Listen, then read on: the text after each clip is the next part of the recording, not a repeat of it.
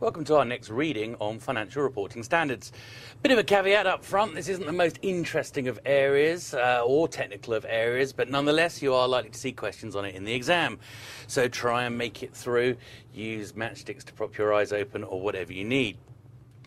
Okay, let's start with our first learning outcome.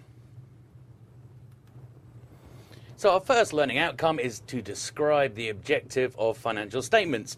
And to do this, we're going to look at the International Accounting Standards Board's conceptual framework, first published in 2010. Okay, well, equity holders that have been, and losses potentially, that have been taken directly to the income, directly to stockholders' equity. Now again, the next point again is marginal at best. Notice US GAAP defines an asset as a future economic benefit. Now, hang on a second. International accounting standards called it a resource from which future economic benefit is expected to flow. US GAAP also uses the word probable. So in other words, US GAAP is an asset from which a probable flow of future economic benefit is likely. Now, hang on a second. International accounting standard says it's a resource where future economic benefit is expected to flow. Expected sounds a little bit like probable in my book. So whilst the wording is different here, the actual treatment is roughly the same. Now the third one is a key difference between US GAAP and IFRS. Notice US GAAP does not allow the upward valuation of most assets. IFRS is more flexible, allowing you to revalue things like plant, property and equipment and intangibles. US GAAP typically does not allow the upward valuation of assets. There are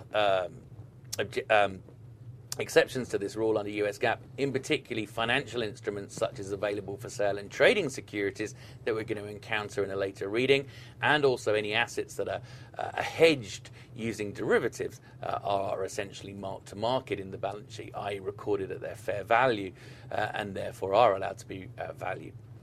But US GAAP does not typically allow you to revalue your plant, property and equipment and intangibles. International accounting standards does.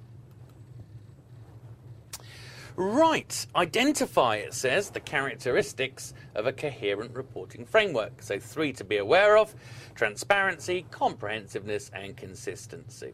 Now your typical question is going to be, which of the following is a coherent characteristic of a coherent reporting framework? So again, it's rote learning, I'm afraid. But let's try and define each one of these in turn. Transparency. The accounts reflect economic substance. Okay, remember what we mean by economic substance. It means that the accounts reflect the actual true nature of the transaction, its economic substance, rather than purely its legal form. There should be full disclosure and fair presentation.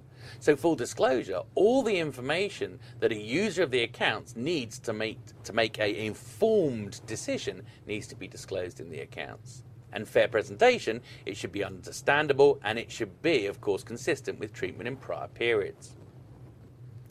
Comprehensiveness simply means the framework should cover all financial transactions. Now remember what we said, it's the accounting standards that detail exactly how you deal with transactions. Now, of course, that leads us to a danger that as new transactions occur, because we live in a dynamic world,